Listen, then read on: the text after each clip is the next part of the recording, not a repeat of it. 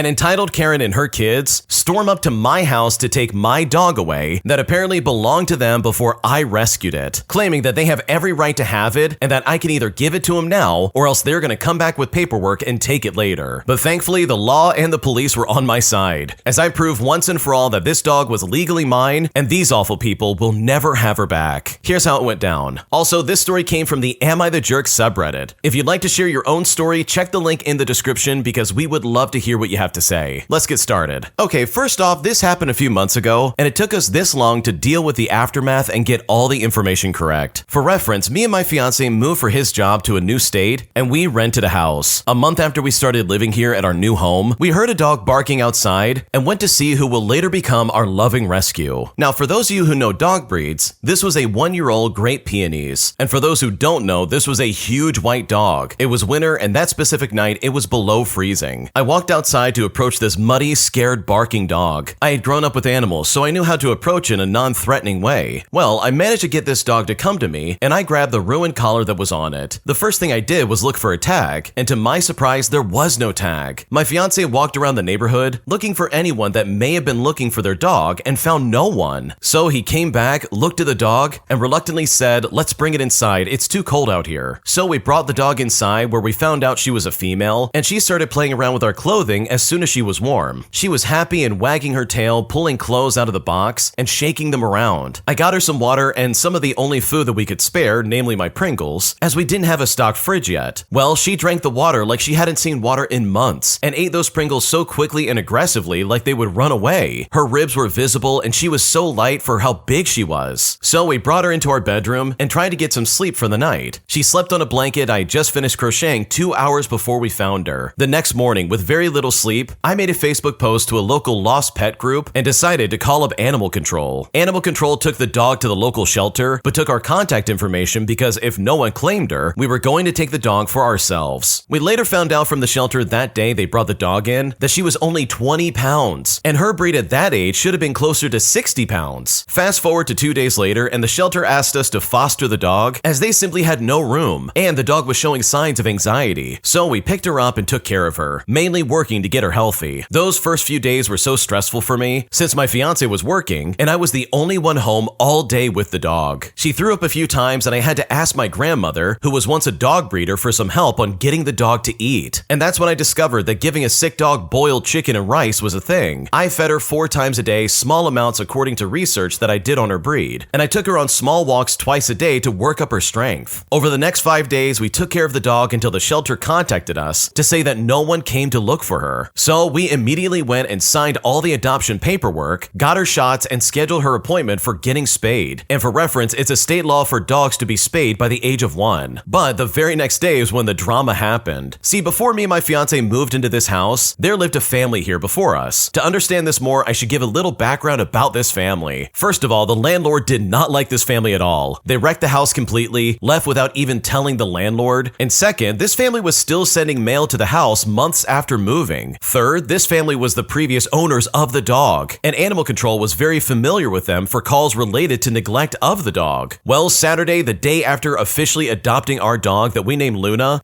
since no one knew her previous name, the mother of this family and her 2 kids drove up to the house. I was outside taking Luna potty, and for some reason, the police were there talking to the neighbor. I'm not nosy, so I didn't figure out why the police were there, but I was just glad they were. Well, this lady in the car started yelling about how Luna was their dog, and the kids jumped out of the car to physically take Luna away from me. I pulled Luna in tightly with her leash, and I refused to let them take her away. I remember sobbing and shaking while clutching that leash and saying we adopted her from the shelter. One of the police officers thankfully came over to talk to me, and the woman screamed out her window about getting paperwork and coming back Monday to take my dog while her kids got back in the car. Now here's where the red flags really kick in. She didn't get out of the car the entire time. She also refused to talk to the police, even speeding away when they tried to talk to her, and she didn't show any proof of Luna being hers and just tried to make her kids physically take Luna from me. Well, the officer said he would reach out to Animal Control and would make a report about all of this. He told me to just make sure that we had all our paperwork and to call if that lady came back, because after all, Luna was legally ours. Now, the lady did come back with her kids a week later for her mail, but that's for a different story. But regardless, here's some things we found out that Monday. First of all, Luna would have never been given back to that family. They never treated animals right, and they had multiple cases filed against them for for such a thing. Secondly, they had arrest warrants because of said animal issues, and some extra ones for other reasons. And thirdly, they were known to hit the dog, leave her outside for hours at a time, and not feed her. So with all that in mind, am I the jerk for not giving up Luna? Because truly, I'm so glad I get to keep her and take care of her. Oh my gosh, what a nightmare situation. First of all, no, you're definitely not the jerk. You did the right thing. You literally stepped in and saved that dog's life. Because obviously the previous owners were terrible people. They were mistreating her and just not taking care of her at all. And the original poster even shared a picture of the dog before and after they started taking care of her. And my God, the difference is so striking. The dog looks healthy now, it looks really happy, and it's just so nice to see that there are good people out there willing to step up and take care of a dog in need. And I can confidently say that the original poster absolutely is a great person for what they did. If you like Am I the Jerk, you're probably going to love Am I the Genius. Check it out, link down below in the description. Also, go to AmITheJerk.com/submit if you would like to submit your own stories. An entitled boomer wanted my seat at a waiting area, demanding that I move out of the way as he feels he deserves it more. Here's what happened. To start things out, I went to the doctor's office today for my knee injury. They have a big waiting area in the front of the offices, and it's in an L shape with 7 offices of different specialties. My doctor was in door number 3, and when I got in there was a seat right in front of it. And most people around me are boomers. They call you in using a screen with the numbers they give you in the reception. Well, another boomer man comes in, looks around at all the other boomers, and then comes for me. He says to me, "You, move over there," pointing a few rows away with free seats. "I need to sit here." I say to him, "Sorry, I can't. I'll be waiting right here." He then responds by saying, "You are young. You can wait there. I need to be close to door number 4. I responded by saying, "Well, I need to be closer to the traumatologist in door 3. I'm hurt." The boomer then said to me, "Young people and your excuses. Move right now." Luckily, a hospital worker was passing by, and he explained to her how I needed to move, and she said that he could go to the free seats 4 rows away and just pay attention to the screen when it's his turn. He then got very mad, saying everyone was disrespecting him and that he needed to be here, but she was walking as he was talking. So they just got to the seat and she made a gesture for him to sit in the seat. Well, he did that and was very loudly complaining for whoever wanted to listen about the situation. My doctor was running late, so I was there a while. Eventually, a number was called 4 times with no response, leading to the doctor opening up the door very annoyed and called for a patient who was waiting in the lobby. And I'll give you one guess as to who you think stood up saying, "Oh, I didn't know about the screen call." And yes, if you guessed the boomer man that yelled at me earlier, then you would be absolutely correct. Okay, I can't stand people who are like, "Oh yeah, you have no respect these days because you're young." Like seriously, since when did being respectful mean like blind obedience? I'm not related to you and I don't know you and you're not a police officer, so I'm not gonna listen to you. Just because you want my seat doesn't mean I have to give it up, dude. It doesn't matter how old you are, just have some basic manners, dude. Like seriously, get a grip. So good for you for standing your ground and literally refusing to move, because this guy had a bad attitude and he deserved to be shut down. Am I the jerk for supposedly stealing my dead sister's name? Because my mom is demanding that I go and legally change my name to a different name, even though my current name is something that she gave me despite everything she's gone through. Because right now I feel like I'm the jerk if I don't give in to what she wants, and I seriously now don't know what to do. Here's what's going on. I'm a 19-year-old female and I've been having an ongoing argument with my mother since I was about 15 years old. Out of the blue, she asked me to change the spelling of my name. Now, I have one of those names that already can be spelled several ways, so it's a rare occasion that people spell it correctly, but it's a point of pride for me when they do, because that name feels like it really belongs to me. So changing the spelling out of the blue was a bit jarring and uncomfortable for me. It may not seem like a big deal, but at 15, I was really struggling with my identity. I felt like my name was the only reliable part of myself. My mother claimed to want me to change my name spelling because she's super spiritual and had gotten into this belief system that equates the letters in your name to the amount of success that you will have in life. Now, I understood where she was coming from, but I was still frustrated because if she wanted my name a certain way, she would have just had it that way like 15 years ago. One time, I tried to voice my concerns to her with a long text pouring out my feelings while she was overseas, but she dismissed me and called me saying my text ruined her vacation. Eventually, we came to a compromise that I only needed to put this name on school-related things. However, recently she's been doing things like changing my name on Netflix profiles, editing my name on social media, and even going as far as altering my signature on my art. This has really been bothering me, so I went to her about it, and it's then that she hit me with news as to why she'd been doing all of this. A while ago, I was told that my mom had a child before me, but she was premature and passed away shortly after she was born. My mom then got pregnant with me not long afterwards. However, the strange part was that not only did she have me so soon, soon, but she gave me the exact same name as her previous child, and the only thing that she changed was the spelling. I had always been a bit insecure since learning this information, as deep down I felt like a replacement child. But now my mother is angry at me for having the same name as her other child. I don't think she ever really stopped mourning her, and I can't blame her, of course, but it's been negatively impacting everyone around her. Anyways, when I ask her about our deal, she goes back and says, "That's your sister's name, not yours." And I'm unsure why this is something that only started bothering her when I was 15 years old, and something she only voiced when I was 19. But it's a non-stop reminder now. I tried to voice this concern with my dad, but I don't know how to explain it without sounding like a jerk. Hey, can you tell mom to stop comparing me to a dead baby? Like, deep down, I probably am overthinking things, and I should just go along with what she says, but I still want to take charge of my own life. My name never belonged to me, but I wanted to make it my own. My parents think it's disrespectful, but my younger sibling thinks me having to change anything is ridiculous. So am I the jerk in this situation? Because right now I really don't know what to do. No way, you're definitely not the jerk. Your mom is so out of line for trying to be like, "Oh, you don't want to change your name, huh? Well then guess what? Your dead sibling had the same name, and you're stealing that name by keeping it." And it's like, dude, if you didn't want that name to be used again, then you shouldn't have named your daughter that name. Like, that's so stupid in my opinion. It literally makes no sense for your daughter to be blamed for something that you decided to do for her. And you know what? Your mom's only bringing this up as some form of like manipulation. She wants you to feel bad and for you to be like, "Oh man, I totally understand. Let me change my name real quick. Let me just respell it." But if I was in your shoes, I would never do that. In fact, I would be probably more vocal about it and be like, "Hey, this is what my mom's doing. Look how weird my mom is. Literally, she's trying to like erase my name." So no, I don't think you're the jerk. You're definitely not doing anything wrong, because the way your mom's acting is truly insane. My fiance's best friend is accusing her of cheating on me, claiming that my fiance hooked up with other guys while they were out on a girls' trip, leading me to question quite literally everything about my relationship, putting me in a spot where I seriously just don't know what to do. Here's what's going on. I'm a 27-year-old male, and my relationship with my fiance has kind of blown up. I never felt this unsure in our relationship, and I really need some outside perspectives. For context, we're college sweethearts. For orientation, I was touring campus, and she was my group's tour guide, and that's how we met. She's my first love and my best friend. And now we're in the height of wedding planning. About a couple of years ago, we had a rough patch with her shutting down and pushing me away. She wanted to take a break so she could find herself again, but I don't believe in breaks. I wanted to work through it together, but her mind was made, so I disagreed. We established boundaries for the break. We wouldn't see other people, and we were to have checkups about where we were emotionally, and the goal was to reinforce our foundation. The break was only a month, and we bounced back stronger, but it's still a sore spot. The break was the most distant we had ever been, and the experience highlighted why I'm against it. Recently, my fiance had a bad falling out with a mutual friend and a maid of honor, who I will call Jessica for clarity. Some nasty stuff was said, and Jessica accused my fiance of being bridezilla and an even worse friend. I hoped the rift between them would mend, because they were close for a long time. They were like sisters. But my fiance kicked Jessica out of the wedding and uninvited her, and the damage seemed to be done for both of them. Well, the other day, Jessica reached out to me and said that my fiance wasn't being completely truthful. She revealed not only did my fiance see other guys during the break, but she also hooked up with someone on their annual girls trip. She even gave the guy's name, but I don't know who he is. On the trip, my fiance's group linked up with another they clicked with, and Jessica said it was clear the guy had an eye for my fiance, and eventually the both of them started wandering off, with my fiance ignoring Jessica's attempts at talking her down. It was a lot to take in, and my initial instinct was just to shut Jessica down. But up until this point, I trusted my fiance fully, but I couldn't overlook how much Jessica's account matched my doubts from back then. Like I said, we were the most distant during our break. It wasn't on my part. There were even times when she was AWOL on our checkups. During the girls' trip that fell on our break, she went radio silent in a way that she hasn't in any previous trip. There was truth to linking up with another group because my fiance told me about it. In fact, she's still casually in touch with some of them. Right after the trip, she was gung-ho on calling the break off, how it was a mistake and that she was in a better headspace. But Jessica claimed that this was part of their falling out. She was pushing my fiance to come clean with me before the wedding. She felt I deserved to know and wished that she would have said something sooner. Well, I didn't say much after all this, and I was really just too numb to really feel anything. I initially didn't confront my fiance as I was just trying to process everything, but she could tell something was wrong and just kept asking me. Well, when I did confront her, she was a whirlwind of emotions. She mostly ranted about Jessica, but I told her this was her chance to tell her own story. She asked if I would hear her out, and I promised that I would. And it was then that she confessed to seeing other guys during the break, but claimed claims that nothing happened. She also denies ever hooking up with anyone on that trip. I then asked her why Jessica would tell her the truth about her seeing other guys, which that alone thoroughly broke our boundaries, but also make up an elaborate lie about her cheating on the trip. Well, she insists that Jessica is trying to sabotage our relationship. She said the other guys meant nothing, and I'm the one that she was in love with, and it was like she wanted me to be grateful for choosing me. She then promised to do anything to regain my trust. She said we are starting our lives together, and I shouldn't let Jessica come between us. Well, I wasn't very receptive to her. We fought, and I told her I needed to think. And ever since then, she's been pouring on so much affection. She still swears that she never hooked up with anyone on the girls' trip, and that Jessica is trying to sabotage everything. But I can't shake the possibility that Jessica is telling the truth. All of this has blown up while we're in the middle of wedding planning. Invites are already delivered, the venue's booked, the catering has been arranged, people have suits, dresses, like literally everything. And right now I feel so numb. I'm in love with my fiancée, she's my best friend, and it feels wrong to doubt her, but I'm questioning everything. Even myself right now, like seriously, I just don't know what to believe anymore. So how do I move forward for myself and through this relationship? Because right now I don't know what to do. Dude, this is crazy because I can honestly see this tearing everything apart. On one hand, it does seem pretty convenient that Jessica's trying to come in right as you're about to get married and be like, oh, by the way, your fiancé is a cheating jerk. But on the other hand, Jessica's been right about a lot of the stuff that has been like confessed to you. So it kind of leads me to believe that there might be a shred of truth in here, like I don't really know, especially with your fiancé saying that yeah, she did see guys while you guys were on break. Like I think there might be some truth in between the lines somewhere, but like you really have to do some legwork to figure that out. It just doesn't make sense for Jessica to be like, okay, I'm gonna ruin everything all because of an argument. Unless she's like the pettiest person in the world and she's like, oh, I'm gonna tear this wedding down from top to bottom. Then in my mind, I just don't see why she would bring this up in the first place. And just to say, oh yeah, she's trying to ruin our wedding. Like, I don't know, would someone really risk their reputation to ruin someone's wedding like that? Don't you think there's some shred of truth somewhere in there? Because if Jessica's wrong and this really is a lie, then she's going to absolutely destroy her reputation from the ground up. Like that would be career ending. Like there's no way that someone would do that. So it kind of leads me to believe that to an extent, maybe Jessica is telling the truth. So I know if I was in your shoes, I would be going to other girls that were on that trip and asking them honest questions. And of course, you're not trying to go behind your fiance's back, but like seriously, you need some proof of whether this did or didn't happen. Because that, in my opinion, is the only thing that matters when it comes to marrying this woman or not. Because if she really did cheat on me and I was in your shoes, then that's something I would definitely want to know immediately. And Entitled Karen demands that I design a flyer for her school club for free, claiming that I don't have a real job and that my graphic design job from home is just something that I can do whenever I please. Well, instead of giving into her weird demands, I decided to shut her down in a way that she will never forget, hopefully teaching her that she can't talk to me or anyone else like that ever again. Here's how I did it. Okay, so I work as a full-time freelance graphic designer from home. I love what I do and I have great clients. I get to set my own schedule, but one thing that never stops is how entitled some people are about my time just because I work from home. Throughout this entire week, I've been working on a tight deadline for a client I've had for years. This was a full branding package, a logo, social templates, product mock-ups, literally the kind of job that pays my bills for the month. Well, on Friday, I was deep in Illustrator with my headphones on when someone rang my doorbell. Now, I ignored it, assuming they'd go away, but they rang it again and again, and then sent me a text message that just said, I can see your car, I know you're home. And it's then that I realized this was a lady from my church. I finally answered the door, and she immediately began to rant about how her teenage daughter needed help designing a flyer for free for her school club. She wanted me to just whip something up real quick, because according to her, I do this stuff all day anyway, so it should be easy. Now, having this kind of issue often, I just told her very politely that I was in the middle of a big client project, and I just simply didn't have the time. But I did say that I'd be happy to send her some free Canva templates that she could use. She then shuddered and said to me, you work from home, it's not like you have a real job. You can take a break when you want to. Well, I just blinked at her and I said, look, this is my actual job, and I don't do unpaid work, especially on a deadline. She then just rolled her eyes and said, wow, I didn't know helping a church member was too much to ask for. It must feel so nice to be so selfish. And then she just stormed off, and honestly, I just laughed out loud. In my head, I was thinking, okay, so I've got to help a church member, plus do free professional work on demand with a tight time range because they feel so entitled to my time. Yeah, okay, got it. I don't know if her daughter ever got that flyer, and I honestly just hope I don't see her at church tomorrow because she was super obnoxious. Dude, the fact that she came to your address and like actually tried to be like, hey, my daughter needs help with something. Do this this for free right now. You could take a break. You don't have a real job. If anyone said that to me, I'd lose my mind. I'd go crazy on them. There's no way someone's gonna talk to me like that. Because I'm sorry, freelance work, regardless of what it is still work. You're putting time into something that makes you money that you're able to make a living off of. Just because it's not some 9 to 5 at an office building doesn't mean it's not legitimate. Like seriously, anyone who says that is just a complete moron. And this Karen is completely out of line. This is comparable to like going up to like a repairman and being like, look, we go to church together. You need to fix my drain for free because if you don't, I'm gonna call you selfish. It's like, dude, what are we talking about here? This is stupid. If someone's going to be providing labor, then you need to pay them for their time, dude. You can't just be like, oh, do it for free right now. So truly good for you for standing your ground and explaining to this lady in a way more polite way than I would have done it, that you are not available anytime this idiot just wants to ring your doorbell, because that is super crazy and super entitled. My boyfriend's ex spent the night in my bed with my boyfriend